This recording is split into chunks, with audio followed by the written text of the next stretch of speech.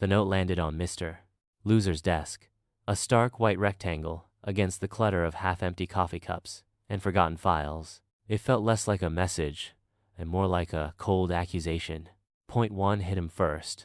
The relentless stream of people, each one a tiny pinprick of intrusion into his life. They seemed to navigate his existence through the narrowest of lanes, ignoring the broad avenues he'd laid out. He'd always been accommodating, a pushover even, and they'd exploited that. Point 2 stung. The note wasn't wrong. His life had become a congested traffic jam of his own making. He hadn't set boundaries. He'd allowed himself to be overwhelmed. Point 3 resonated with a deep, unsettling truth. His life lacked a language of its own, a firm declaration of self-worth that would push back against this relentless tide of negativity. He'd let others dictate the terms of his existence.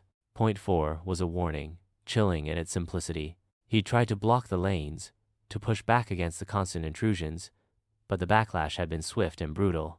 It had left him wounded and resentful. Point 5, a dagger to the heart, exposed the core of his misery, the bitter disappointment of his medical career, a path he'd chosen and now felt trapped within. The dedication to those haunted by the fate of the last century of relationships felt oddly personal. The editorial, a quote from Douglas MacArthur, "It is a grave mistake to enter a war without the intention of winning it," echoed his own failings.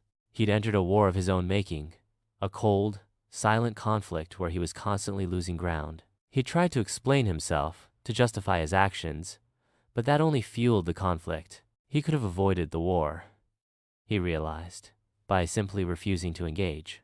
But his identity, his very self, seemed intertwined with this ongoing battle. The mirror reflected a stranger, a man worn down by the constant barrage of negativity. The note's final question sliced through him. How could he allow these people, these negative forces, to invade his life through such narrow pathways when a wide, open street lay before him? The answer lay in his own weakness, his inability to assert himself, to protect his own boundaries. They'd spied on his promises, his commitments to the people he cared about, and exploited his vulnerabilities. They'd penetrated him, not through force, but through his own passive acceptance. The note didn't offer solutions, only a stark, brutal self-assessment. Mr. Loser stared at the note, the implications sinking in. Change, he knew, was necessary.